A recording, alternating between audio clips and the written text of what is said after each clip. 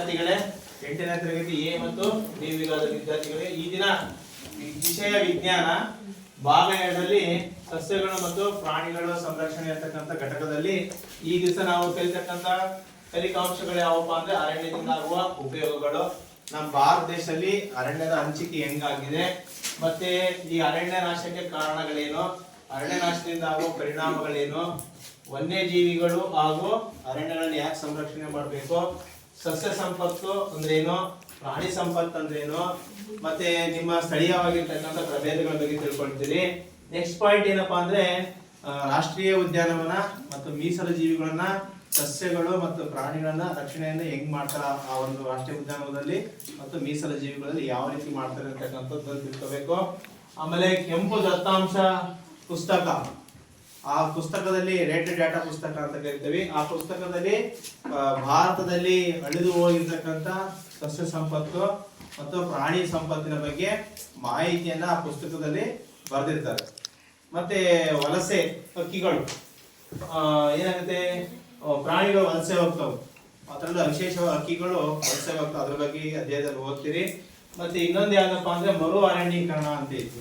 ಮರು ಅರಣ್ಯೀಕರಣ ಅಂದ್ರೆ ಏನಾಗೈತಪ್ಪ ಅಂತಂದ್ರೆ ಮರು ಅರಣ್ಯೀಕರಣ ಅಂದ್ರೆ ಎಲ್ಲಿ ಜನವಸತಿಗೋಸ್ಕರ ಪ್ರದೇಶಕ್ಕೋಸ್ಕರ ಕಾಡನ್ನು ಕಡಿದು ಕೈಗಾರಿಕಾ ಉದ್ದೇಶಕ್ಕೆ ಕಾಡನ್ನು ಕಡಿದು ಅಲ್ಲಿ ಖಾಲಿ ಜಾಗ ಇಲ್ಲಿರ್ತದೋ ಅಲ್ಲಿ ಮತ್ತೆ ಮರು ಸಸ್ಯಗಳನ್ನು ನೆಡುವುದಕ್ಕೆ ಮರು ಅರಣ್ಯೀಕರಣ ಅಂತ ಕರಿತೀವಿ.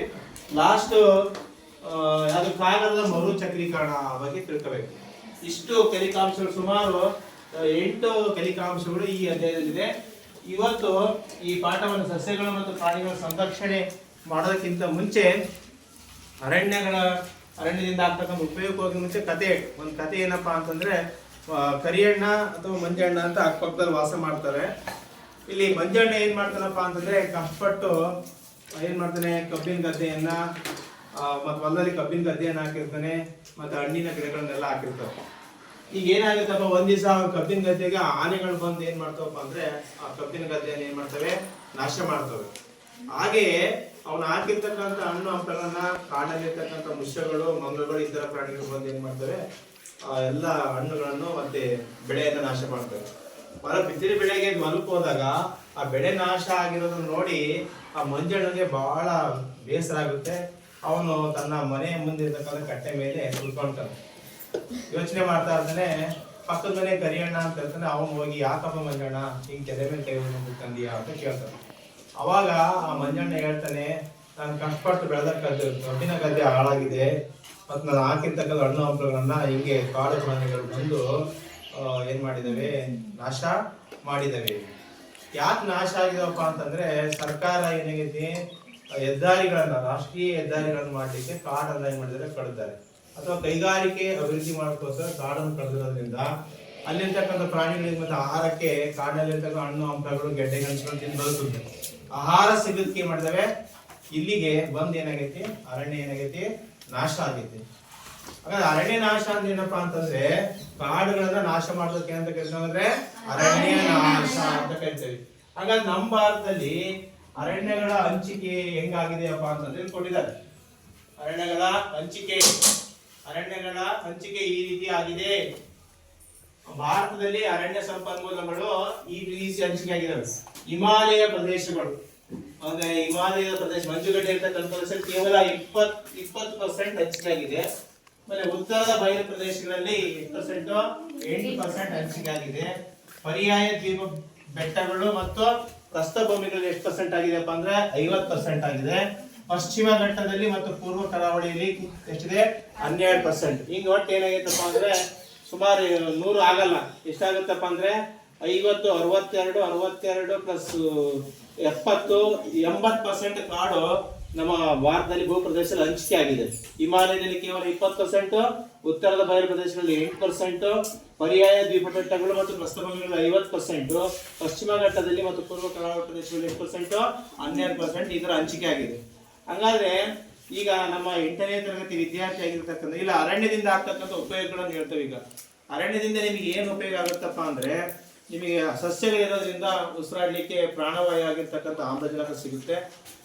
ಕಾಡಿನಲ್ಲಿ ಅತಿ ಹೆಚ್ಚು ಸಸ್ಯಗಳಿಂದ ದ್ಯುತಿಸಂಶ್ಲೇಷಣೆ ಮುಖಾಂತರ ಭೂಮಿ ಮೇಲೆ ಇರ್ತಕ್ಕಂಥ ಎಲ್ಲ ಜೀವಿಗಳಿಗೂ ಏನಾಗುತ್ತೆ, ಆಹಾರವನ್ನ ಒದಗಿಸ್ತದೆ. ಆಮೇಲೆ ಮರ ಮುಟ್ಟುಗಳನ್ನು ನಿಮಗೆ ಮನೆ ಕಟ್ಟಲಿಕ್ಕೆ ಮರ ಮುಟ್ಟುಗಳನ್ನ ಒದಗಿಸ್ತತಿ. ಮತ್ತೆ ಬೀಡಿ ಕಟ್ಟೋರಿಗೆ ಬೀಡಿ ಎಲೆಗಳು ಕಾಡಿನಿಂದ ನಿಮಗೆ ಸಿಗುತ್ತೆ.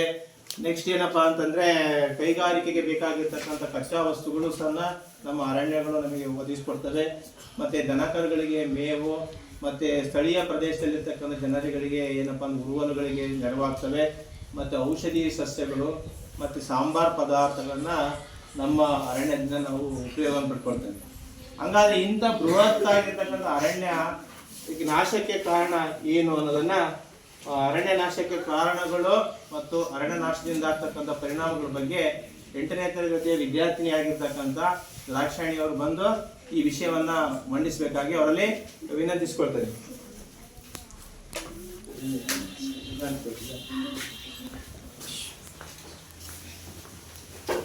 ನನ್ನ ಹೆಸರು ದ್ರಾಕ್ಷಾಯಣಿ. ನಾನು 8ನೇ ತರಗತಿ ಎ ವಿಭಾಗದಲ್ಲಿ ಓದುತ್ತಿದ್ದೇನೆ. ನನ್ನ ಶಾಲೆಯ ಯಶಸ್ವಿ ರುದ್ರೇಶ್ವರ ಪ್ರೌಢಶಾಲೆ ಮಾಟಮಟ್ಟಿ ಗೊಪ್ಪೇನಹಳ್ಳಿ. ಅರಣ್ಯ ನಾಶದ ಕಾರಣಗಳು: ಅರಣ್ಯ ಭೂಮಿಗಳಲ್ಲಿ ಕೃಷಿಯನ್ನು ವಿಸ್ತರಿಸುವುದು, ಮಾನವನ ನೆಲೆಗಾಗಿ ಮರಗಳನ್ನು ಕಡಿಯುವುದರಲ್ಲಿ ಕಾರಣವಾಗುವ ಜನಸಂಖ್ಯಾ ಬೆಳವಣಿಗೆ, ಕೈಗಾರಿಕಾ ಅಭಿವೃದ್ಧಿಗಾಗಿ ಬೃಹತ್ ಪ್ರಮಾಣದಲ್ಲಿ ಮರಗಳನ್ನು ಕಡಿಯುವುದು, ಕಾಡಿನಾದ್ಯಂತ ರಸ್ತೆ ಮತ್ತು ರೈಲ್ವೆ ಮಾರ್ಗಗಳ ನಿರ್ಮಾಣ, ಅರಣ್ಯ ಪ್ರದೇಶಗಳ ಗಣಿಗಾರಿಕೆ, ಬೆಟ್ಟಗಳ ಇಳಿಜಾರಿನಲ್ಲಿ ವ್ಯವಸಾಯ ನಡೆಸುವುದು, ಜಾನುವಾರುಗಳ ದೊಡ್ಡಿಯನ್ನು ನಡೆಸುವುದು, ಕಾಳಜಿ ರಹಿತ ಮರಗಳನ್ನು ಕಡಿಯುವುದು, ಬುಡಕಟ್ಟು ಜನರು ಊರುಗಳು ಕಟ್ಟಿಗೆಯನ್ನು ಹೆಕ್ಕುವುದು.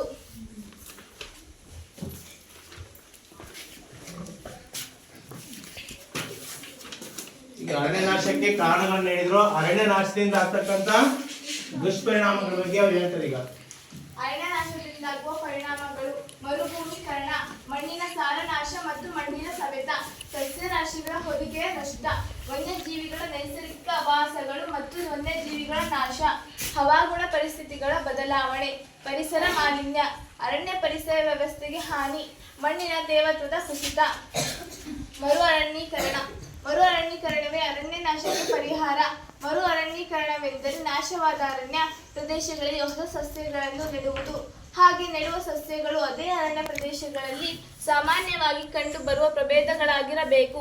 ನಾವು ಎಷ್ಟು ಮರಗಳನ್ನು ಕಡಿಯುತ್ತೇವೋ ಕನಿಷ್ಠ ಅಷ್ಟು ಸಸಿಗಳನ್ನು ಕಡ್ಡಾಯವಾಗಿ ನೆಡಬೇಕು. ಮರು ಅರಣ್ಯೀಕರಣವು ನೈಸರ್ಗಿಕವಾಗಿಯೂ ನಡೆಯುತ್ತವೆ. ಅರಣ್ಯ ನಾಶವಾದ ಪ್ರದೇಶವನ್ನು ಹಾಗೆ ಬಿಟ್ಟರೆ ಅದು ತಾನಾಗಿಯೇ ಮೊದಲ ಸ್ಥಿತಿಗೆ ಮರಳುತ್ತದೆ. ನೈಸರ್ಗಿಕ ಮರು ಅರಣ್ಯೀಕರಣ ಮಾನವನ ಪಾತ್ರವಿರುವುದಿಲ್ಲ. ಈಗಾಗಲೇ ನಾವು ಬಹುದೊಡ್ಡ ಪ್ರಮಾಣದಲ್ಲಿ ಅರಣ್ಯಗಳಿಗೆ ಹಾನಿಯುಂಟು ಮಾಡಿದ್ದೇವೆ. ಒಂದೊಮ್ಮೆ ನಾವು ಮುಂದಿನ ಪೀಳಿಗೆಗೆ ಹಸಿರು ಸಂಪತ್ತನ್ನು ಉಳಿಸಬೇಕೆಂದರೆ ಹೆಚ್ಚು ಮರಗಳನ್ನು ಬೆಳೆಸುವುದೊಂದೇ ಮಾರ್ಗವಾಗಿದೆ. ಮರುಭೂಮೀಕರಣ. ಮರುಭೂಮೀಕರಣ ಬಗ್ಗೆ ವಿಶ್ವಸಂಸ್ಥೆ ನಡೆಸಿದ ಸಮ್ಮೇಳನವು ಮರುಭೂಮೀಕರಣವನ್ನು ಭೂಮಿಯ ಜೈವಿಕ ಸಾಮರ್ಥ್ಯವು ಶಿಥಿಲವಾಗಿ ಕಟ್ಟ ಕಡೆಗೆ ಮರುಭೂಮಿಯಂತಹ ಸ್ಥಿತಿಯನ್ನು ತಲುಪುವುದು ಎಂಬುದಾಗಿ ವ್ಯಾಖ್ಯಾನಿಸಿದೆ. ಧನ್ಯವಾದಗಳು.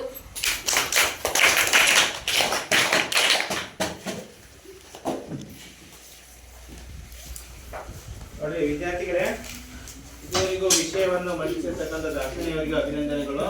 ಅವರು ಈ ಅರಣ್ಯ ನಾಶಕ್ಕೆ ಕಾರಣಗಳನ್ನ ಹೇಳಿದ್ರು ಮೊದಲನೇದಾಗಿ. ಎರಡನೇದಾಗಿ ಅರಣ್ಯ ನಾಶದಿಂದ ಆಗ್ತಕ್ಕಂಥ ದುಷ್ಪರಿಣಾಮಗಳ ಬಗ್ಗೆ ಹೇಳಿದ್ರು. ಮೊದಲನೇದಾಗಿ ಅರಣ್ಯ ನಾಶಕ್ಕೆ ಕಾರಣಗಳೆಂದ್ರೆ ಏನಪ್ಪಾ ಅಂತಂದ್ರೆ, ಮೊದಲನೇದಾಗಿ ಇವತ್ತೇನಾಗಿದೆ, ಭಾರತ ಜನಸಂಖ್ಯೆ ಹೆಚ್ಚಾಗ್ತಾ ಇದೆ.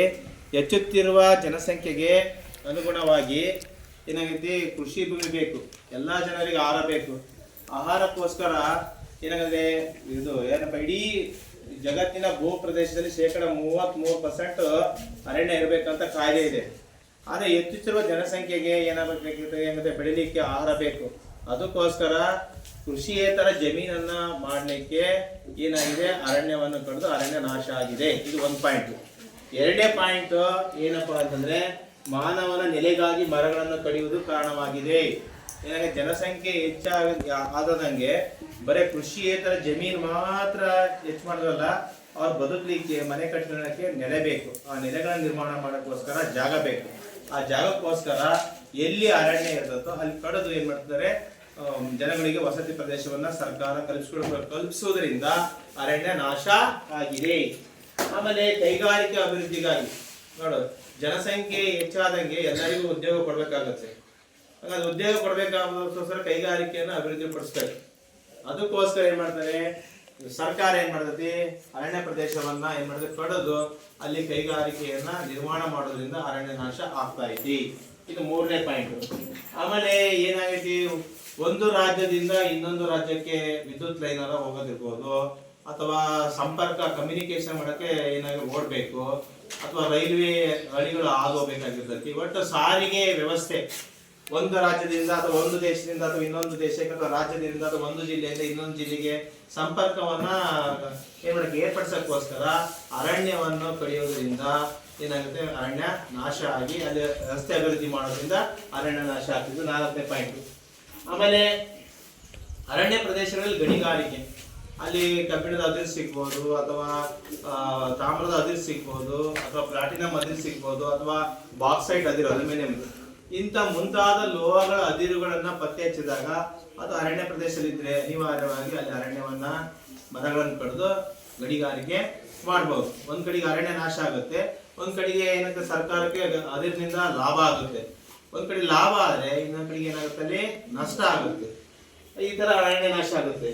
ಆಮೇಲೆ ನಮ್ಮ ಇಳಿಜಾರಿನ ಪ್ರದೇಶದಲ್ಲಿ ವ್ಯವಸಾಯ ಮಾಡೋದು, ಬೆಟ್ಟಗಳಲ್ಲಿ ಅಲ್ಲಿರ್ತಕ್ಕಂಥ ಮರಗಳನ್ನು ಕಡಿದು ಏನ್ ಮಾಡೋದು, ವ್ಯವಸಾಯ ಮಾಡ್ಲಿಕ್ಕೆ ಇಳಿಜಾರ ಪ್ರದೇಶದಲ್ಲಿ ಇರ್ತಕ್ಕಂಥ ಅರಣ್ಯ ನಾಶ ಆಗೋಗಿದೆ. ಇನ್ನ ಜಾನುವಾರುಗಳನ್ನ ಮೇಯಿಸೋದು ಕಾಡಿನಲ್ಲಿ, ಅವತ್ತು ಗಿಡ ಮರಗಳನ್ನ ತಿನ್ನೋದ್ರಿಂದ ಏನಾಗುತ್ತೆ, ಅರಣ್ಯ ನಾಶ ಆಗುತ್ತೆ. ಆಮೇಲೆ ಏನಾಗೈತಿ, ಇದು ಕಾಳಜಿ ರಹಿತ ಮರಗಳನ್ನ ಕಡಿಯೋದು. ಅರಣ್ಯದ ಬಗ್ಗೆ ಏನಾಗುತ್ತೆ, ನಿಮಗೆ ಮನೆ ಕಟ್ಟಲಿಕ್ಕೆ ಒಳ್ಳೊಳ್ಳೆ ಮರ ಮುಟ್ಟುಗಳು ಬೇಕು, ಅದ್ರ ಬಗ್ಗೆ ಯೋಚನೆ ಮಾಡಿದಾಗೆ ಕಾಳಜಿ ರಹಿತವಾಗಿ ಸುಮ್ಮನೆ ಇರ್ತಕ್ಕಂಥ ಅರಣ್ಯವನ್ನು ಹಾಳು ಮಾಡೋದು. ಆಮೇಲೆ ಬುಡಕಟ್ಟು ಜನರು ಉರುವಲು ಕಟ್ಟಿಗೆಯನ್ನು ಹೆಚ್ಚಿಸುವುದು, ಅಲ್ಲಿ ಸ್ಥಳೀಯವಾಗಿ ವಾಸ ಮಾಡ್ತಕ್ಕಂಥವ್ರು ಉರುವಲಿಗೋಸ್ಕರ ಏನ್ ಮಾಡ್ತಾರೆ, ಅರಣ್ಯದ ಗಿಡ ಮರಗಳನ್ನು ಕಡಿಯೋದ್ರಿಂದ ಅರಣ್ಯ ನಾಶ ಆಗುತ್ತೆ. ಹೀಗೆ ಸುಮಾರು 10 ಪಾಯಿಂಟ್ಗಳು ಏನಪ್ಪ ಅರಣ್ಯ ನಾಶಕ್ಕೆ ಕಾರಣಗಳಾಗ್ತವೆ. ಹಾಗಾದ್ರೆ ಬರೀ ಅರಣ್ಯ ನಾಶದಿಂದ ಆಗ್ತಕ್ಕಂಥ ದುಷ್ಪರಿಣಾಮ ಅಂತ ಐತಿ. ದುಷ್ಪರಿಣಾಮ ಅರಣ್ಯ ನಾಶದಿಂದ ಮರುಭೂಮೀಕರಣ ಅಂತ ಹೇಳ್ತೇವೆ. ಮರುಭೂಮೀಕರಣ ಅಂದ್ರೆ ಏನಿದೆ, ಫಲವತ್ತಾದ ಫಲವತ್ತಾದ ಭೂಮಿ ಏನಾಗುತ್ತೆ, ಬಂಜರು ಭೂಮಿಯಾಗಿ ಪರಿವರ್ತನೆ ಆಗುವುದನ್ನ ಏನಂತ ಕರಿತೇವೆ, ಮರುಭೂಮೀಕರಣ ಅಂತ ಕರಿತೇವೆ ನಾವು. ಏನಾಗುತ್ತೆ, ಗಿಡ ಮರಗಳಿದ್ದೇನಾಗುತ್ತಪ್ಪ ಅಂತಂದ್ರೆ ಅವು ಉದುರಿಸ್ತಕ್ಕಂಥ ಎಲೆ ಏನಾಗುತ್ತೆ, ಭೂಮಿ ಮೇಲೆ ಬಿದ್ದು ಕೊಳತು ಮಣ್ಣು ಏನಾಗುತ್ತೆ, ಫಲವತ್ತತೆ ಆಗ್ತದೆ. ಮರಗಳೇ ಇಲ್ಲ ಅಂದಾಗ ಏನಾಗುತ್ತೆ, ಮೇಲ್ಮಣ್ಣು ಏನಾಗುತ್ತೆ, ಕೊಚ್ಕೊಂಡು ಹೋಗ್ತೈತಿ. ಅವಾಗ ಕೆಳಮಣ್ಣು ಮೇಲಕ್ಕೆ ಬರೋದ್ರಿಂದ ಆ ಮಣ್ಣಿನಲ್ಲಿ ಸಾರಾಂಶ ಇರಲ್ಲ. ಹಂಗೆ ಫಲವತ್ತಾದ ಮಣ್ಣು ಗಿಡ ಮರಗಳಿಂದಲೇ ಮಳೆ ನೀರಿಗೆ ಕೊಚ್ಕೊಂಡು ಹೋಗಿ ಬಂಜರು ಭೂಮಿಯಾಗಿ ಪರಿವರ್ತನೆ ಆಗುವುದನ್ನ ಮರುಭೂಮೀಕರಣ. ಒಂದು ಅರಣ್ಯ ನಾಶದಿಂದ ಆಗ್ತಕ್ಕಂಥ ಮೊದಲನೇ ದುಷ್ಪರಿಣಾಮ ಯಾವ್ದಪ್ಪ ಅಂದ್ರೆ ಮರುಭೂಮೀಕರಣ ಅಂತ ಹೇಳ್ತೀವಿ. ಎರಡನೇದು ಮಣ್ಣಿನ ಸಾರನಾಶ. ನೋಡಿ, ಗಿಡ ಮರಗಳು ಏನಾರು ಇದ್ರೆ ನೋಡಿ, 1 ಇಂಚು ಫಲವತ್ತಾದ ಮಣ್ಣು ಉತ್ಪತ್ತಿ ಆಗ್ಲಿಕ್ಕೆ ಸಾವಿರಾರು ವರ್ಷಗಳು ಬೇಕು. ಭೂಮಿಯ ಮೇಲ್ಚಿಪ್ಪಿದೆಯಲ್ಲ, ಸಸ್ಯಗಳ ಬೆಳವಣಿಗೆಗೆ ಫಲವತ್ತಾದ ಮಣ್ಣು. ಈಗ ಗಿಡ ಮರಗಳು ಇರೋದ್ರಿಂದ ಏನಾಗುತ್ತಪ್ಪ ಅಂತಂದ್ರೆ ಬೇರು ಮಣ್ಣನ್ನು ಇಟ್ಕೊಳ್ತತಿ. ಅಂತ ಗಿಡ ಮರಗಳನ್ನ ತೆಗೆದಾಕಿದಾಗ ಏನಾಗುತ್ತೆ, ಮಣ್ಣು ಕೊಚ್ಕೊಂಡು ಹೋಗ್ತತಿ. ಅವಾಗ ಮಣ್ಣಿನ ಸಾರಾಂಶನೇ ಇದ್ದಂಗೆ ಆಗುತ್ತೆ. ಇದು ಎರಡನೇ ದುಷ್ಪರಿಣಾಮ, ಎರಡನೇ ಪಾಯಿಂಟ್, ಮಣ್ಣಿನ ಸಾರನಾಶ ಮತ್ತು ಮಣ್ಣಿನ ಸವೆತ.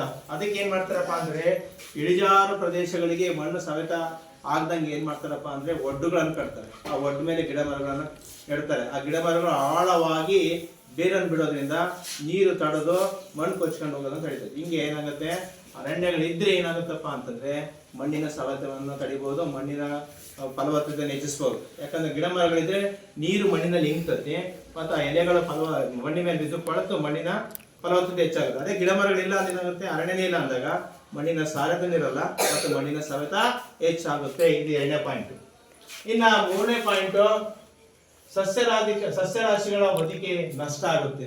ನೋಡಿ, ಬರೀ ಈಗ ಇಲ್ಲಿ ನೋಡಿ ಎಷ್ಟೆಲ್ಲ ಹಸಿರು ಕಾಣ್ತಾ ಇತ್ತು. ಹಸಿರು ಹೊದಿಕೆ ಇಲ್ಲ ಅಂದ್ಬಿಟ್ರೆ ನಿಮಗೆ ಬರೀ ಕೆಂಪಿನಲ್ಲಿ ನೋಡಿದ್ರೆ ಏನನ್ಸತಿ, ಏನಪ್ಪಾ ಏನು ಒಂದು ಗಿಡ ಮರ ಇಲ್ಲ, ಒಂದು ಗಾಳಿ ಇಲ್ಲ, ಬಿಸಿಲಿನಲ್ಲಿ ಕುತ್ತನಕ್ಕೆ ಒಂದು ಮರ ಬೇಕು ಅನ್ಸತ್ತೆ. ಹಿಂಗೆ ಅರಣ್ಯ ನಾಶ ಮಾಡಿಬಿಟ್ರೆ ಇಡೀ ಭೂಮಿ ಮೇಲೆ ಇರ್ತಕ್ಕಂಥ ಹಸಿರು ಹೊದಿಕೆ ಏನಾಗುತ್ತೆ, ನಷ್ಟ ಆಗುತ್ತೆ ಅಂತಕ್ಕಂಥದ್ದು ಒಂದು ಪರಿಣಾಮ ಅಂತ ಹೇಳ್ತೀವಿ. ಆಮೇಲೆ ವನ್ಯಜೀವಿಗಳ ನೈಸರ್ಗಿಕ ಆವಾಸಗಳು ಮತ್ತು ವನ್ಯಜೀವಿಗಳ ನಾಶ ಆಗುತ್ತೆ. ನೋಡು, ಈಗ ಕಾಡನ್ನೇ ನಂಬಿಕೆಯಿಂದ ಇರ್ತಕ್ಕಂಥ ಪ್ರಾಣಿಗಳು ಏನಾಗ್ತಾವಪ್ಪ ಅಂದ್ರೆ, ಈಗ ಕಾಡ್ಗಿಚ್ಚಿನಿಂದ ಅಥವಾ ಮಾನವನ ಅತಿಕ್ರಮಣ ಪ್ರವೇಶ ಮಾಡಿ ಕಾಡನ್ನ ನಾಶ ಮಾಡೋದ್ರಿಂದ ಪ್ರಾಣಿಗಳ ಏನಾದ್ರು ನೈಸರ್ಗಿಕ ಆವಾಸ ನಾಶ ಆಗುತ್ತೆ.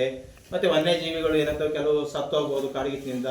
ಅವಾಗ ಏನಾಗುತ್ತೆ, ಕಾಡಿನಿಂದ ಎಲ್ಲಿ ಬರ್ತವೆ, ನಾಡಿಗೆ ಬರ್ಲಿಕ್ಕೆ ಸ್ಟಾರ್ಟ್ ಆಗ್ತವೆ. ಇದು 4ನೇ ಪಾಯಿಂಟ್. ಐದನೇದು ಹವಾಗುಣಗಳ ಪರಿಸ್ಥಿತಿಗಳ ಬದಲಾವಣೆ. ಮಳೆ ಬರ್ಬೇಕಪ್ಪ ಅಂತಂದ್ರೆ ಏನಾಗಿರ್ಬೇಕು, ಕಾಡುಗಳಿರ್ಬೇಕು. ಯಾಕಂದ್ರೆ ಏನ್ ಮಾಡ್ತವೆ, ಸಸ್ಯಗಳು ಭೂಮಿಯಲ್ಲಿ ಇರ್ತಕ್ಕಂಥ ನೀರನ್ನ ಹೀರ್ಕೊಂಡು ಹೆಚ್ಚಾದ ನೀರನ್ನ ಬಾಷ್ಪ ವಿಸರ್ಜನೆ ಮುಖಾಂತರ ಏನಾಗ್ತವೆ, ಹೊರಗೆ ಹಾಕ್ತವೆ. ಆ ಹೊರಗೆ ಹಾಕಿರ್ತಕ್ಕಂಥ ನೀರು ಏನಂತ ಆವಿಯಾಗಿ ಮೋಡದಲ್ಲಿ ಘನೀಕರಣಗೊಂಡು ಮತ್ತೆ ಮಳೆ ಬರ್ತದೆ. ಅಂತ ಸಸ್ಯ ರಾಶಿನೇ ಇಲ್ಲ ಅಂದ್ರೆ ಬಾಷ್ಪ ವಿಸರ್ಜನೆ ಆಗಲ್ಲ, ನೀರು ಆವಿ ಆಗಲ್ಲ, ಮೋಡಗಳು ಆಗಲ್ಲ, ಮಳೆನೂ ಬರಲ್ಲ. ಹಿಂಗೆ ಹವಾಮಾನದ ಮೇಲೆ ಏನಾಗುತ್ತೆ, ಪ್ರತಿಕೂಲ ಪರಿಣಾಮ ಬೀರ್ತದೆ. ಈ ಬೇಸಿಗೆಯಲ್ಲಿ ಬಹಳಷ್ಟು ಬಿಸಿಲಿದ್ದ ಹೊಲದಲ್ಲಿ ಕೆಲಸ ಮಾಡಕ್ ಆಗಲ್ಲ. ಇದೆಲ್ಲ ಏನು ಸ್ವಲ್ಪ ಕೆಲಸ ಮಾಡಿ ಕುತ್ಕೊಳ್ಳೋಕ್ಕಾಗಲ್ಲ, ಒಂದು ಮರದ ನೆರಳ ಆಶ್ರಯ ಆಗುತ್ತೆ. ಹಿಂದೆ ಅಶೋಕ ಮಹಾರಾಜ, ಅಶೋಕ ಬಿಂದುಸಾರನ ಮಗ ಅಂತ ಅಶೋಕ ಹಿಂದಿನ ಕಾಲದಲ್ಲಿ ಏನ್ ಮಾಡಿದ, ರಸ್ತೆ ಬದಿಗಳಲ್ಲಿ ಗಿಡ ಮರಗಳನ್ನ ಯಾಕೆ ನೆಟ್ಟದ್ದಪ್ಪ ಅಂತಂದ್ರೆ ಅವಾಗ ಇಷ್ಟು ಸಾರಿಗೆ ವ್ಯವಸ್ಥೆ ಇರಲಿಲ್ಲ. ಹೋಗ್ತಕ್ಕಂಥ ವ್ಯಕ್ತಿಗಳು ದಣಿವಾರದಾಗ ತಂಪಾಗಿ ಕುತ್ಕೊಂಡು ಹೋಗ್ಲಿಕ್ಕೆ, ಮತ್ತೆ ವಾಹನಗಳು ಏನಾದ್ರೂ ಹೋದ್ರೆ ಆ ಶಬ್ದ ಮಾಲಿನ್ಯವನ್ನು ತಡಿಲಿಕ್ಕೆ ಮತ್ತು ಹೊಗೆಯಲ್ಲಿರ್ತಕ್ಕಂಥ ಕಾರ್ಬನ್ ಡೈಆಕ್ಸೈಡ್ ಹೀರ್ಕೊಳ್ಳೋಕ್ಕೋಸ್ಕರ ಅವನು ರಸ್ತೆ ಬದಿಯಲ್ಲಿ ಏನಾಗ್ತದ, ವಾಯು ಮಾಲಿನ್ಯ ಮತ್ತು ಶಬ್ದ ಮಾಲಿನ್ಯ ತಡಿಲಿಕ್ಕೆ ಏನ್ ಮಾಡಿದ, ಹಸಿರು ಸಸ್ಯಗಳನ್ನು ನೆಟ್ಟದ. ಆ ಹಸಿರು ಸಸ್ಯಗಳು ಹೊಗೆಯಲ್ಲಿರ್ತಕ್ಕಂಥ ಕಾರ್ಬನ್ ಡೈಆಕ್ಸೈಡ್ ಹೀರ್ಕೊಂಡು ದ್ಯುತಿ ಸಂಶ್ಲೇಷಣೆ ಮಾಡಿ ವಾತಾವರಣಕ್ಕೆ ಆಮ್ಲಜನಕವನ್ನು ಬಿಡ್ತದೆ. ಇವತ್ತು ಆ ಸಸ್ಯಗಳೇ ಏನಾಗೈತಪ್ಪ ಅಂತಂದ್ರೆ ಕಳೆದು ಬಿಟ್ರೆ ದ್ಯುತಿ ಸಂಶ್ಲೇಷಣೆ ನಡೆಯಲ್ಲ, ಯಾವುದೇ ವಾತಾವರಣಕ್ಕೆ ಆಮ್ಲಜನಕ ಬಿಡುಗಡೆ ಆಗಲ್ಲ. ಹೀಗೆ ಹವಾಮಾನದಲ್ಲಿ ಈ ರೀತಿ ಪ್ರತಿಕೂಲ ಪರಿಣಾಮಗಳು ಉಂಟಾಗ್ತವೆ. ಇನ್ನ ಪರಿಸರ ಮಾಲಿನ್ಯ, ಗಿಡ ಮರಗಳಿಲ್ಲ ಅಂತಂದ್ರೆ ಕೈಗಾರಿಕೆ ಪ್ರದೇಶದಲ್ಲಿ ಅಗಲ ಎಲೆಗಳೆಲ್ಲ ಮರಗಳನ್ನ ನೆಟ್ಟಿರ್ತಾರೆ. ಯಾಕಪ್ಪ ಅಂದ್ರೆ ಕೈಗಾರಿಕೆಗಳು ಹೊಗೆ ಬಿಡ್ತವೆ. ಆ ಹೊಗೆ ಬಿಟ್ಟಾಗ ಏನಾಗುತ್ತೆ, ಎಲೆಗಳು ಏನ್ ಮಾಡ್ತವೆ, ಹೊಗೆಯಲ್ಲಿರ್ತಕ್ಕಂಥ ಕಾರ್ಬನ್ ಡೈಆಕ್ಸೈಡ್ ಅನ್ನ ಹೀರ್ಕೊಂಡು ಏನ್ ಮಾಡ್ತವೆ, ವಾತಾವರಣದ ನೀರು ಮತ್ತೆ ಹೊರಗಲ್ಲಿರ್ತಕ್ಕಂಥ ಪತ್ರ ರೈತ ಬಯಸ್ಕೊಂಡು ಆಹಾರ ತಯಾರಿಸ್ತವೆ. ಹಂಗಾಗಿ ಒಂದ್ ವೇಳೆ ಗಿಡ ಇಲ್ಲ ಅಂದ್ಬಿಟ್ರೆ ಏನಾಗುತ್ತೆ, ವಾತಾವರಣದಲ್ಲಿ ಕೈಗಾರಿಕೆಗಳಿಂದ ಬಿಟ್ಟಂತ ವಿಷಾನಿಲಗಳು ಗಾಳಿಯಲ್ಲಿ ಸೇರ್ಕೊಂಡು ಏನಾಗುತ್ತೆ, ಜಾಸ್ತಿ ವಾಯು ಮಾಲಿನ್ಯ ಆಗ್ತದೆ. ಅರಣ್ಯಗಳಿಂದ ಏನಾಗುತ್ತಪ್ಪ ಅಂದ್ರೆ ಬಿಟ್ಟಂತ ಕಾರ್ಬನ್ ಡೈಆಕ್ಸೈಡ್ ಹೀರ್ಕೊಂಡು ದ್ಯುತಿ ಸಂಶ್ಲೇಷಣೆ ಮಾಡ್ತದೆ. ಯಾವಾಗ ಗಿಡ ಮರಗಳು ಇರಲ್ಲ ಅವಾಗ ಆಟೋಮೆಟಿಕಲಿ ಪರಿಸರ ಮಾಲಿನ್ಯ ಏನಾಗುತ್ತೆ, ಹೆಚ್ಚಾಗುತ್ತೆ. ಆಮೇಲೆ ಅರಣ್ಯ ಪರಿಸರ ವ್ಯವಸ್ಥೆಗೆ ಹಾನಿ ಆಗುತ್ತೆ. ಆಮೇಲೆ ಮಣ್ಣಿನ ತೇವಾಂಶ ಕುಸಿತ, ಗಿಡ ಮರಗಳಿಂದ ಏನಾಗುತ್ತೆ, ನೀರನ್ನು ಹೀರ್ಕೊಳ್ತದೆ. ಗಿಡ ಮರ ಇಲ್ಲ ನೀರು ಇಲ್ಲ, ಎಲ್ಲ ಏನಾಗುತ್ತೆ, ನದಿ ತೊರೆಗಳ ಮುಖಾಂತರ ಸಮುದ್ರ ಸೇರ್ತದೆ. ಇಷ್ಟು ಪಾಯಿಂಟ್ಗಳು. ಒಂದು ಮರುಭೂಮೀಕರಣ, ಎರಡನೇದು ಮಣ್ಣಿನ ಸಾರನಾಶ, ಮಣ್ಣಿನ ಸವೆತ ಮತ್ತು ಸಸ್ಯ ರಾಶಿಗಳ ಒದಿಕೆ ನಷ್ಟ ಆಗುತ್ತೆ. ವನ್ಯಜೀವಿಗಳ ನೈಸರ್ಗಿಕ ಆವಾಸಗಳು ಮತ್ತು ವನ್ಯಜೀವಿಗಳು ನಾಶ ಆಗ್ತವೆ. ಮತ್ತು ಹವಾಗುಣಗಳ ಪರಿಸ್ಥಿತಿ ಬದಲಾವಣೆ ಆಗುತ್ತೆ, ಪರಿಸರ ಮಾಲಿನ್ಯ ಆಗುತ್ತೆ, ಅರಣ್ಯ ಪರಿಸರ ವ್ಯವಸ್ಥೆಗೆ ಏನಾಗುತ್ತೆ, ಹಾನಿ ಆಗುತ್ತೆ, ಮತ್ತು ಮಣ್ಣಿನ ತೇವಾಂಶ ಕಡಿಮೆ ಆಗುತ್ತೆ. ಯಾಕಂದ್ರೆ ಗಿಡ ಮರ ಇದ್ರೆ ಮಾತಾಡ್ತೀವಿ. ಇಲ್ಲಿ ನೋಡಿ, ಮರು ಅರಣ್ಯೀಕರಣ ಅಂತ ಇದ್ದೀವಿ. ಅದಕ್ಕೆ ಮಾಡಬೇಕು, ಅರಣ್ಯ ನಾಶ ಆಗಿರ್ತದಲ್ಲ ಅದ್ರ ಪರಿಣಾಮದಿಂದ ಮತ್ತೆ ಮರು ಅರಣ್ಯೀಕರಣ ಮಾಡ್ಬೇಕು. ಮರು ಅರಣ್ಯೀಕರಣ ಅಂದ್ರೆ ಏನಪ್ಪಾ ಅಂತಂದ್ರೆ, ಏನೀಗ ಆಲ್ರೆಡಿ ಕೈಗಾರಿಕೆಗೋಸ್ಕರ ಜನಸಂಖ್ಯೆ ಏನಾಗೈತಿ, ಒಂದು ದೇಶ ಜನಸಂಖ್ಯೆ ಹೆಚ್ಚಾದಂಗೆ ಅಲ್ಲಿ ಅವರಿಗೆ ವರ್ಷಕ್ಕೆ 365 ದಿವಸಕ್ಕೂ ಆಹಾರವನ್ನು ಒದಗಿಸಬೇಕಾಗಿರ್ತದೆ. ಆ ಆಹಾರ ಒದಗಿಸುವ ಉದ್ದೇಶಕ್ಕೆ ಭೂಮಿ ಇದ್ದಷ್ಟೇ ಇದೆ. ಅದಕ್ಕೆ ಏನ್ ಮಾಡ್ತೀವಿ, ಜನಸಂಖ್ಯೆ ಹೆಚ್ಚಾದಾಗ ಕೃಷಿಯೇತರ ಭೂಮಿಯನ್ನ ಹೆಚ್ಚು ಮಾಡಕ್ಕೆ ಕಾಡನ್ನು ಕಡ್ದಿರ್ತೀರಿ, ಅಥವಾ ರಸ್ತೆ ಅಭಿವೃದ್ಧಿ ಮಾಡಕ್ಕೆ ಕಾಡನ್ನು ಕಡ್ದಿರ್ತೀರಿ, ಮತ್ತೆ ಕೈಗಾರಿಕೆ ಸ್ಥಾಪನೆ ಮಾಡಕ್ಕೆ ಕಾಡನ್ನು ಕಡ್ದಿರ್ತೀರಿ. ಅವಾಗ ಏನಾಗುತ್ತೆ, ಇರುವ ಎಲ್ಲಿ ಖಾಲಿ ಸಮುದಾಯದ ಅರಣ್ಯ ಇರ್ಬೋದು, ಎಲ್ಲಿ ಭೂ ಪ್ರದೇಶ ಖಾಲಿ ಇರ್ತದೋ ಅಲ್ಲಿ ಪಡೆದಿರ್ತಕ್ಕಂಥ ಜಾಗದಲ್ಲಿ ಮತ್ತೆ ಪುನಃ ಹೊಸ ಸಸ್ಯಗಳನ್ನು ನೆಡುವುದಕ್ಕೆ ಮರು ಅರಣ್ಯೀಕರಣ ಅಂತ ಕರಿತೇವೆ. ನೋಡಿದ್ರೆ ಮರು ಅರಣ್ಯೀಕರಣವೇ ಅರಣ್ಯ ನಾಶಕ್ಕೆ ಪರಿಹಾರ ಅಂತ ಹೇಳ್ತಾರೆ. ಅಂದ್ರೆ ಎಲ್ಲಿ ಅರಣ್ಯ ನಾಶ ಆಗಿದೆಯೋ ಅಥವಾ ನೈಸರ್ಗಿಕ ವಿಕೋಪದಿಂದ ಏನಾಗುತ್ತಪ್ಪ ಅಂತಂದ್ರೆ ಭರ್ತಿ ಗಾಳಿ ಬಂದ ಗಿಡ ಮರಗಳು ಉರುಳಿ ಬಿದ್ದೋಗಿರ್ಬೋದು, ಅಥವಾ ಕಾಡಿನಲ್ಲಿ ಯಾರಾದ್ರೂ ಬೆಂಕಿ ಹಚ್ಚಿ ಕಾಡು ನಾಶ ಆಗಿರ್ಬೋದು, ಅವಾಗ ಕಾಡೆಲ್ಲ ಸುಟ್ಟೋಗಿರ್ತದೆ. ಅಂತ ಪ್ರದೇಶದಲ್ಲಿ ಮತ್ತೆ ಹೊಸ ಗಿಡಗಳನ್ನು ನೆಡೋದ್ರಿಂದ ನಾವು ಮರು ಅರಣ್ಯೀಕರಣ ಅಂತ ಕರಿತೀವಿ, ಅಂದ್ರೆ ರೀಫಾರೆಸ್ಟೇಷನ್. ಹಂಗಂದ್ರೆ ಅರಣ್ಯ ನಾಶ ಆಗಿರ್ತಕ್ಕಂಥ ಭೂ ಪ್ರದೇಶದಲ್ಲಿ ಮತ್ತೆ ನೀವು ಹೊಸ ಗಿಡಗಳನ್ನು ನೆಟ್ಟು ಮತ್ತೆ ಮರುವಾಗಿ ಅರಣ್ಯ ಮಾಡೋದಕ್ಕೆ ಮರು ಅರಣ್ಯೀಕರಣ ಅಂತ ಕರಿತೀವಿ. ಮರು ಅರಣ್ಯೀಕರಣ ಎಂದರೆ ನಾಶವಾದ ಅರಣ್ಯ ಪ್ರದೇಶಗಳಲ್ಲಿ ಹೊಸ ಸಸ್ಯಗಳನ್ನು ನೆಡುವುದು. ಹಾಗೆ ನೆಡುವ ಸಸ್ಯಗಳು ಅದೇ ಅರಣ್ಯ ಪ್ರದೇಶಗಳಲ್ಲಿ ಸಾಮಾನ್ಯವಾಗಿ ಕಂಡು ಬರುವ ಪ್ರಭೇದಗಳಾಗಿರ್ಬೇಕು. ನೀವಲ್ಲಿ ಎಂತ ಸಸ್ಯಗಳು, ಯಾವ ಸಸ್ಯಗಳು ನಾಶ ಮಾಡಿರ್ತೋ ಅದೇ ಪ್ರಭೇದದ ಸಸ್ಯಗಳನ್ನ ಅರಣ್ಯದಲ್ಲಿ ಇರ್ಬೇಕು. ನಾವು ಎಷ್ಟು ಮರಗಳನ್ನು ಕಡಿತೇವೋ ಕನಿಷ್ಠ ಅಷ್ಟು ಸಸ್ಯಗಳನ್ನ ಕಡ್ಡಾಯವಾಗಿ ನೆಟ್ಟು ನಾವೇನ್ ಮಾಡಬೇಕು, ಮರು ಅರಣ್ಯೀಕರಣ ಮಾಡಬೇಕು. ಇದು ಕೆಲವು ಇಲ್ಲ ಆ ಮರದ ಬೀಜಗಳಿಂದ ಬಿದ್ದರೆ ಮಳೆ ಬಂದ್ರೆ ಮಳೆ ಕೊಡೋದು ತಂತಾನೆ ಕಾಡುಬಹುದು. ಇಲ್ಲಾಂದ್ರೆ ನಾವೇನ್ ಮಾಡಬೇಕು, ಸರ್ಕಾರದ ಅರಣ್ಯ ಇಲಾಖೆಯನ್ನು ಸಂಪರ್ಕಿಸಿ ಅರಣ್ಯ ಇಲಾಖೆ ಪ್ರತಿ ವರ್ಷ ವಿಶ್ವ ಪರಿಸರ ದಿನಾಚರಣೆ ಜೂನ್ 5ರಂದು ಏನ್ ಮಾಡ್ತಾರೆ, ರೀಪ್ಲಾಂಟೇಶನ್ ಮಾಡ್ತಾರೆ. ಆ ತರ ಕಾರ್ಯಕ್ರಮವನ್ನು ಹಾಕೊಂಡು ವನ ಮಹೋತ್ಸವ ಮಾಡೋದ್ರ ಮುಖಾಂತರ ನಾವು ಮರು ಅರಣ್ಯೀಕರಣವನ್ನ ಮಾಡಬಹುದು. ಆಮೇಲೆ ಅರಣ್ಯ ನಾಶದಿಂದ ಪ್ರದೇಶವನ್ನು ಹಾಗೆ ಬಿಟ್ಟರೆ ಅದು ತಾನಾಗಿ ಮೊದಲ ಸ್ಥಿತಿಗೆ ಮರಳುತ್ತದೆ. ಹೆಂಗ್ ಮಾಡ್ತದಪ್ಪ ಅಂದ್ರೆ, ಮರ ಸುಡೋದಕ್ಕಿಂತ ಮುಂಚೆ ಅದ್ರ ಬೀಜಗಳು ಏನ್ ಮಾಡಿರ್ತಾವೆ, ಮಣ್ಣಲ್ಲಿ ಊದೋಗಿರ್ತವೆ. ನೀವೇನು ಹಾಕ್ಲಿಲ್ಲ ಅಂದ್ರೂ ಅವು ಮೊಳಕೆ ಹೊಡೆದು ಮತ್ತೆ ಸಸಿಗಳು ಬರ್ತಕ್ಕಂಥ ಚಾನ್ಸಸ್ ಇದೆ. ನೋಡಿ, ಮರು ಅರಣ್ಯೀಕರಣ ಮಾನವನ ಪಾತ್ರವಿಲ್ಲದೆ ಈಗಾಗಲೇ ನಾವು ಬಹುದೊಡ್ಡ ಪ್ರಮಾಣದಲ್ಲಿ ಅರಣ್ಯಗಳಿಗೆ ಹಾನಿ ಉಂಟು ಮಾಡಿದ್ದೇವೆ. ಈ ಅರಣ್ಯಗಳ ಹಾನಿ ಉಂಟು ಮಾಡ್ಲಿಕ್ಕೆ ಪ್ರಮುಖವಾಗಿರ್ತಕ್ಕಂಥ ಕಾರಣ ಯಾರಪ್ಪ, ಮಾನವ. ಯಾಕಂದ್ರೆ ಮಾನವ ತನ್ನ ಕೈಗಾರಿಕಾ ಉದ್ದೇಶಕ್ಕೆ, ಕೃಷಿ ಉದ್ದೇಶಕ್ಕೆ ಅಥವಾ ರಸ್ತೆ ಅಭಿವೃದ್ಧಿ ಮಾಡ್ಲಿಕ್ಕೆ, ವಾಣಿಜ್ಯ ಉದ್ಯಮಕ್ಕೆ ಅರಣ್ಯವನ್ನು ಬಳಸ್ಕೊಳಿದ್ರೆ ಸಾಕಷ್ಟು ಅರಣ್ಯ ಏನಾಗಿದೆ, ನಾಶ ಆಗಿದೆ. ಹೌದಾ? ಈಗ ಏನಾಗೈತಿ, ಈಗ ನಾವೆಲ್ಲ ಏನಾಗೈತಿ, ಮರಗಳನ್ನು ಉಳಿಸೋದು ಮತ್ತೆ ಬೆಳೆಸೋದು ಒಂದು ಮಾರ್ಗವಾಗಿದೆ. ಅಲ್ಲಿ ನೋಡಿ, ಮರುಭೂಮೀಕರಣ ಅಂತ ಹೇಳಿದ್ರು ಆಗ್ಲೇ, ಇದೊಂದು ದುಷ್ಪರಿಣಾಮ. ಮರುಭೂಮೀಕರಣ ಬಗ್ಗೆ ವಿಶ್ವಸಂಸ್ಥೆಯು ನಡೆಸಿದ ಸಮ್ಮೇಳನ. ವಿಶ್ವಸಂಸ್ಥೆ ಇಡೀ ಎಲ್ಲಿದೆ? ವಿಶ್ವಸಂಸ್ಥೆ ಎಲ್ಲಿದೆ? ಬೆಂಗಳೂರಾಗೈತಾ?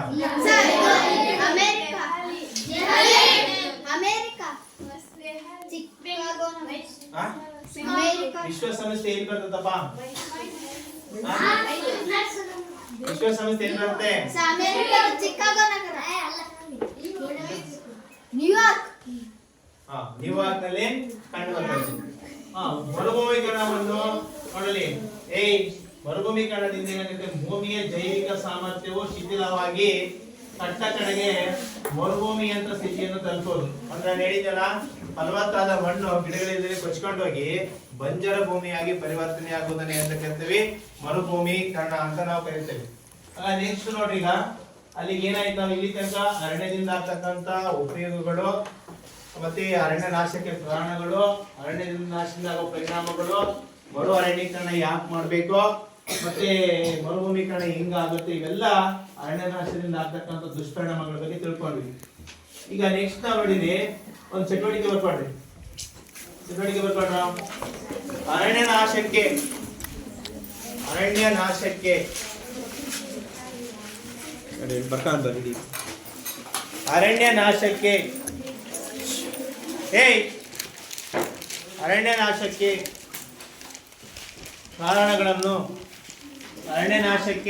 ಕಾರಣಗಳನ್ನು ನೈಸರ್ಗಿಕ ಮಾನವ ನಿರ್ಮಿತ ಎಂದು ನೈಸರ್ಗಿಕ ಮಾನವ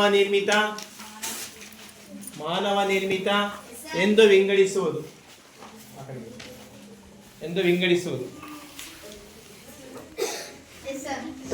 ನೆಕ್ಸ್ಟ್, ಅರಣ್ಯ ನಾಶ ಎಂದರೇನು? ಅರಣ್ಯ ನಾಶಕ್ಕೆ ಕಾರಣಗಳೇನು?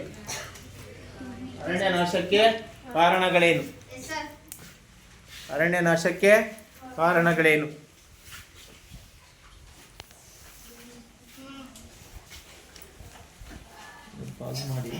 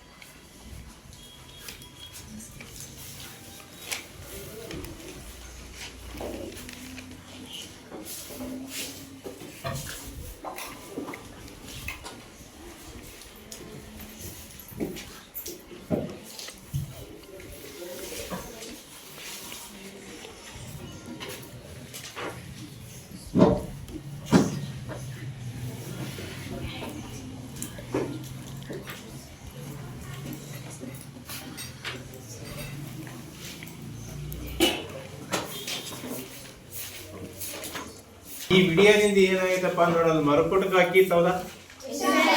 ಅದು ಏನ್ ಹೇಳ್ದ ಅದು ಆ ಚಿತ್ರ ಏನನ್ನ ರೆಪ್ರೆಸೆಂಟ್ ಮಾಡ್ತಪ್ಪ ಅಂತಂದ್ರೆ ಆ ಮರಕ್ಕೆ ಯಾಕೆ ಹೋಗ್ತದಪ್ಪ ಅಂತಂದ್ರೆ ಮರ ಹಣ್ಣು ಕೊಡ್ತಿತ್ತು. ಹಣ್ಣು ಏನಾದ್ರು ಬಿಡ್ಲಿಲ್ಲ ಅಂದ್ರೆ ಆ ಸಿಟ್ಟಿಗೆ ಆ ಮರವನ್ನ ಏನ್ ಮಾಡ್ತದೋ ಹೋಗ್ತಾ ಇತ್ತು. ಆಮೇಲೆ ಒಂದು ಲಾರಿ ಏನ್ ಮಾಡ್ತಿತ್ತು ಅಂದ್ರೆ ಮರಗಳನ್ನ ಏರ್ಕೊಂಡು ಹೋಗ್ತಿತ್ತು ಹೌದಾ? ಅಂದ್ರೆ ಅವನಲ್ಲಿ ಕಡೋದು ಏನ್ ಮಾಡ್ತಿದಾರೆ, ಮಾರಿ ಏನ್ ಮಾಡ್ತಿದಾರೆ, ಕಳ್ಳಕಾಕರು ಹಣ ಸಂಪಾದನೆ ಮಾಡ್ತಿದಾರೆ ಹೌದಾ? ಹೌದೇನಾ? ಹಂಗಾಗಿ ಆಮೇಲೆ ಏನಾಗಿತ್ತಪ್ಪ ಅಂದ್ರೆ ನಾನು ಎಲ್ಲಿ ಬೇಕಾದ್ರೂ ಬೆಳಿತೇನೆ, ರಸ್ತೆಯಲ್ಲಾದ್ರೂ ಬೆಳಿತಾನೆ, ಎಲ್ಲೆಲ್ಲಿ ಬೆಳೆದು ಏನ್ ಮಾಡ್ತಾನೆ, ನಿಮ್ಗೆಲ್ಲ ಏನ್ ಮಾಡ್ತೈತಿ, ಒಳ್ಳೆ ಶುದ್ಧವಾದ ಗಾಳಿಯನ್ನ ಕೊಡುತ್ತೆ, ವಾತಾವರಣವನ್ನ ಉಂಟು ಮಾಡ್ತೈತಿ. ಇಂಥ ಅರಣ್ಯನಾಶದಿಂದ ಏನಾಗುತ್ತೆ, ಮನುಕುಲನ ಏನಾಗುತ್ತೆ, ನಾಶ ಆಗುತ್ತೆ. ಅದಕ್ಕೋಸ್ಕರ ನಮ್ಮ ನಿಮ್ಮೆಲ್ಲರ ಹೊಣೆ ಏನಪ್ಪಾ ಅಂತಂದ್ರೆ ಪ್ರತಿಯೊಬ್ಬ ವಿದ್ಯಾರ್ಥಿಗಳು ನಮ್ಮ ಶಾಲೆಯ ಆವರಣದಲ್ಲಿ ನೀವು ಒಂದೊಂದು ಗಿಡ ಹಾಕಿ ಅದನ್ನ ಪೋಷಣೆ ಮಾಡಿ ನೀರನ್ನ ಎರಿಬೇಕು. ಅವಾಗ ಏನಾಗುತ್ತೆ, ನಾಶವಾಗಿರ್ತಕ್ಕಂಥ ಅರಣ್ಯವನ್ನ ನಾವೇನ್ ಮಾಡ್ಬೋದು, ಉಳಿಸ್ಬೋದು. ಗೊತ್ತಾಯ್ತಾ? ನೆಕ್ಸ್ಟ್ ಫಲಿತಾಂಶ ಯಾವ್ದಪ್ಪ ಅಂತಂದ್ರೆ ಈಗ ವನ್ಯಜೀವಿಗಳು ಹಾಗೂ ಅರಣ್ಯಗಳ ಸಂರಕ್ಷಣೆ ಅಂತ ಹೇಳ್ತೇವೆ. ವನ್ಯಜೀವಿಗಳು ಅಂದ್ರೆ ಏನಪ್ಪಾ ಅಂತಂದ್ರೆ ಕಾಡಿನಲ್ಲಿ ವಾಸಿಸ್ತಕ್ಕಂತ ಪ್ರಾಣಿಗಳಿಗೆ ಅಂತ ಕರಿತೀವಿ ವನ್ಯಜೀವಿಗಳು. ವನ ಅಂದ್ರೆ ಏನಂದ್ರೆ ಕಾಡು. ಆ ಕಾಡಿನಲ್ಲಿ ವಾಸ ಮಾಡ್ತಕ್ಕಂತ ಜೀವಿಗಳಿಗೆ ಅಂತ ಕರಿತೀವಿ ವನ್ಯ ಜೀವಿಗಳು ಅಂತ ಕರಿತೀವಿ. ಆ ವನ್ಯಜೀವಿಗಳನ್ನ ಹಾಗೂ ಅರಣ್ಯಗಳ ಸಂರಕ್ಷಣೆ. ಈಗ ಅರಣ್ಯಗಳ ಸಂರಕ್ಷಣೆ ಯಾಕೆ ಮಾಡೋದಂತ ನಿಮ್ಗೆ ಗೊತ್ತಾಗೈತಿ. ಅರಣ್ಯಗಳು ಯಾಕಪ್ಪ ಅಂದ್ರೆ ಅರಣ್ಯಗಳು ಇದ್ರೆ ಏನಾಗುತ್ತೆ, ನಿಮಗೆ ಒಳ್ಳೆಯ ಗಾಳಿ ಸಿಗುತ್ತೆ, ನಿಮಗೆ ಸಾಂಬಾರ್ ಪದಾರ್ಥಗಳು ಮತ್ತೆ ಔಷಧಿ ಸಸ್ಯಗಳು ಮತ್ತೆ ಇವನ್ನೆಲ್ಲ ಪಡಿಬೋದು, ಮರ ಮುಟ್ಟಲ್ಲ. ಅವೇ ಇಲ್ಲ ಅಂತಂದ್ರೆ ಏನಾಗುತ್ತೆ, ಅರಣ್ಯ ನಾಶ ಆಗಿ ಏನಾಗುತ್ತೆ ಅಂತ ಪರಿಣಾಮಗಳನ್ನು ನೋಡಿದೀವಿ. ಆಮೇಲೆ ಅರಣ್ಯ ನಾಶ ಆಗೋದ್ ಸಂರಕ್ಷಣೆ ಮಾಡೋಕ್ಕಿಂತ ಮುಂಚೆ ಅರಣ್ಯ ನಾಶ ಆತಪ್ಪ ಅಂದ್ರೆ ವಿಶ್ವದಲ್ಲಿ ಏನಾಗುತ್ತೆ, ವಾಹನಗಳು ಬಿಟ್ಟಂತ ಹೊಗೆಯಿಂದ ಕಾರ್ಬನ್ ಡೈಆಕ್ಸೈಡ್ ನ ಪರಿಣಾಮ ಹೆಚ್ಚಾಗಿ ಜಾಗತಿಕ ತಾಪ ಏನಾಗುತ್ತೆ, ಭೂಮಿಯ ತಾಪ ಏನಾಗುತ್ತೆ, ಹೆಚ್ಚಾಗಿ ಏನಾಗುತ್ತಪ್ಪ ಅಂದ್ರೆ ಭೂಮಿಯ ಉಷ್ಣತೆ ಹೆಚ್ಚಾಗೋದ್ರಿಂದ ಧ್ರುವ ಪ್ರದೇಶದಲ್ಲಿರ್ತಕ್ಕಂಥ ಮಂಜುಗಡ್ಡೆ ಕರಗಿ ಏನಾಗುತ್ತೆ, ಸಮುದ್ರದ ಮಟ್ಟ ಹೆಚ್ಚಾಗಿ ತೀರ ಪ್ರದೇಶಗಳು ಮುಳುಗಿ ಹೋಗ್ತವೆ. ಇದು ಅರಣ್ಯ ನಾಶದಿಂದ ಆಗ್ತಕ್ಕಂಥ ಜಾಗತಿಕ ತಾಪ. ಅರಣ್ಯಗಳು ಇದ್ಬಿಟ್ರೆ ಕಾರ್ಬನ್ ಡೈಆಕ್ಸೈಡ್ ಹೀರ್ಕೊಂಡು ದ್ಯುತಿ ಸಂಶ್ಲೇಷಣೆ ಮಾಡಿ ಕೊಡ್ತಾ ಇರ್ತವೆ. ಅರಣ್ಯ ನಾಶ ಆತಪ್ಪ ಅಂತಂದ್ರೆ ವಿಶ್ವದ ಉಷ್ಣತೆ ಹೆಚ್ಚಾಗಿ ಏನಾಗುತ್ತೆ, ಭೂಮಿಯ ತಾಪ ಹೆಚ್ಚಾಗಿ ಏನಾಗುತ್ತೆ, ಧ್ರುವ ಪ್ರದೇಶದಲ್ಲಿರ್ತಕ್ಕಂಥ ಮಂಜುಗಡ್ಡೆ ಕರಗಿ ಏನಾಗುತ್ತೆ, ಈ ಸಮುದ್ರದ ಮಟ್ಟದ ಹೆಚ್ಚಾಗಿ ಕರಾವಳಿ ಪ್ರದೇಶಗಳು ಮುಳುಗಿ ಹೋಗ್ತಕ್ಕಂಥ ಸಾಧ್ಯತೆ ಇರುತ್ತೆ. ಈಗ ರಕ್ಷಣೆ ಆಯ್ತು. ವನ್ಯಜೀವಿಗಳು. ಈ ವನ್ಯಜೀವಿಗಳು ಅಂದ್ರೆ ಹುಲಿ, ಸಿಂಹ, ಚಿರತೆ ಇವೆಲ್ಲ ಇರ್ತವೆ. ಇಲ್ಲಿ ಅದಕ್ಕೊಂದ ನೋಡೀಗ ನೀವು ನೋಡಿದೀಗ ಅಲ್ಲಿ ಸಸ್ಯಗಳು ಮತ್ತು ಪ್ರಾಣಿಗಳ ಸಂರಕ್ಷಣೆಗೆ ಈಗ ಒಂದು ಕ್ಲಿಕ್ ನೋಡ್ರಿ.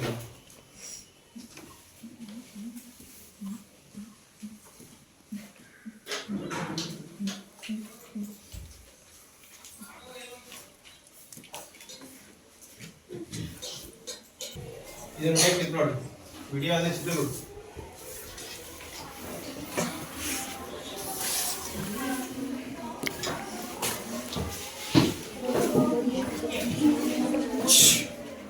ಇದರಲ್ಲಿ ವನ್ಯಜೀವಿಗಳ ರಕ್ಷಣೆ ಮಾಡಲಿಕ್ಕೆ ಕಾಜಿರಂಗ ರಾಷ್ಟ್ರೀಯ ಉದ್ಯಾನವನ ಅಸ್ಸಾಂ ನೋಡು. ಅಸ್ಸಾಂನಲ್ಲಿ ನೋಡಲ್ಲಿ ಇದು ಭಾರತದಲ್ಲಿ ಇರ್ತಕ್ಕಂಥ ಒಂದು ರಾಜ್ಯ. ನೋಡಲ್ಲಿ ಭಾರತ ಭೂಪಟ ಇದೆ. ಆಮೇಲೆ ನೋಡಲ್ಲಿ ಸಾಮಾನ್ಯವಾಗಿ ಗೇಂಡಾಮೃಗಗಳಿದಾವೆ, ಗೇಂಡಾಮೃಗಗಳು. ಆಮೇಲೆ ನೋಡಲ್ಲಿ ಜಿಂಕೆಗಳಿದಾವೆ, ಆನೆಗಳು ಕಾಣ್ತಾ ಇದಾವೆ. ನೋಡಲ್ಲಿ ಪಕ್ಷಿಗಳು, ವಿವಿಧ ಜಾತಿಯ ಪಕ್ಷಿಗಳು.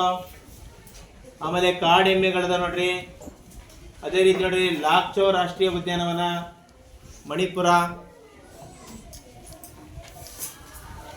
ಆಮೇಲೆ ನೋಡಿ ವನ್ಯಜೀವಿಗಳು ನೋಡಿ, ಕಾಡೆಮ್ಮೆ, ಆನೆ, ಇದು ಕೋಡಿರ್ತಕ್ಕಂಥ ಜಿಂಕೆ ನೋಡಲಿ. ಆಮೇಲೆ ವಿವಿಧ ಜಾತಿಯ ಪಕ್ಷಿಗಳು. ಆಮೇಲೆ ನೋಡಲಿ ಇಲ್ಲಿ ವನ್ಯಜೀವಿ ಧಾಮಗಳು, ರಾಷ್ಟ್ರೀಯ ಉದ್ಯಾನವನ, ಮೀಸಲು ಜೀವಿಗಳ ಅಂತ 3 ಕಾನ್ಸೆಪ್ಟ್ ಬರ್ತವೆ. ಆ 3 ಏನಪ್ಪಾ ಅಂತಂದ್ರೆ ಅಪಾಯದ ಅಂಚಿನಲ್ಲಿರ್ತಕ್ಕಂಥ ಪ್ರಾಣಿಗಳನ್ನ ರಕ್ಷಣೆ ಮಾಡಲಿಕ್ಕೆ ಭಾರತ ಸರ್ಕಾರ ಅಳಿವಿನ ಅಂಚಿನಲ್ಲಿರ್ತಕ್ಕಂಥ ಸಸ್ಯಗಳು ಮತ್ತು ಪ್ರಾಣಿಗಳನ್ನ ರಕ್ಷಣೆ ಮಾಡಲಿಕ್ಕೆ ವನ್ಯಜೀವಿ ಧಾಮಗಳು, ರಾಷ್ಟ್ರೀಯ ಉದ್ಯಾನವನಗಳು, ಮತ್ತೆ ಯಾವ್ದಪ್ಪ ಅಂತಂದ್ರೆ ಮೀಸಲ ಜೀವಿಗಳನ್ನು ಮಾಡಿದ್ದಾರೆ. ನೋಡಿ ಇಲ್ಲಿ ಗ್ರೇಟ್ ನಿಕೋಬಾರ್ ಮೀಸಲ ಜೀವಿಗಳ. ಇಲ್ಲಿ ನೋಡಿಲಿ, ಇಲ್ಲಿ ಒಂದು ಕಾಡು ಪಾಪ ಇದೆ. ನಿಕೋಬಾರ್ನಲ್ಲಿ ಆಮೆಗಳು ಜಾಸ್ತಿ ಇದೆ ನೋಡಲ್ಲಿ. ಆಮೇಲೆ ಪಚ್ಮಿಡಿ ಮೀಸಲು ಜೀವಿಗಳು ಅಂತ ಮಧ್ಯಪ್ರದೇಶದಲ್ಲಿ ನೋಡ್ರಲ್ಲಿ, ಅಲ್ಲಿ ಹುಲಿ ಇದೆ, ಜಿಂಕೆ ಇದೆ, ಸಿಂಹ ಇದೆ, ಮತ್ತೆ ಕಾಡೆಮ್ಮೆ ಇದೆ ನೋಡ್ರಲ್ಲಿ.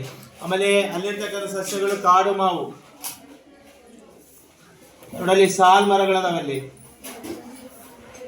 ಆಮೇಲೆ ಸಾಗವಾನಿ ಮರಗಳದಾವೆ. ಆಮೇಲೆ ಸಿಲ್ವರ್ ಫರ್ನ್ ಅದಾವೆ. ಆಮೇಲೆ ಅರ್ಜುನ್ ಮರ ಅಂತ ಇದೆ.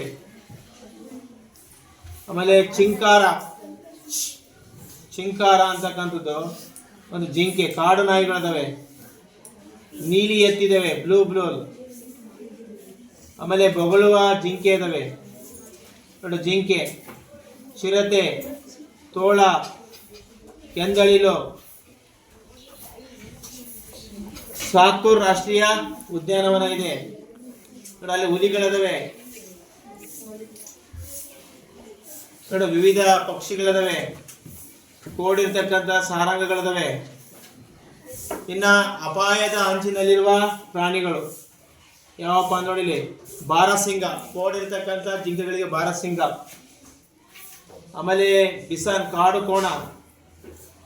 ಆಮೇಲೆ ಸಿಂಹ, ಅಲ್ಲಿ ಗೇಂಡಾಮೃಗ. ಆಮೇಲೆ ಕಾಡು ನಾಯಿ ನೋಡ್ರಲ್ಲಿ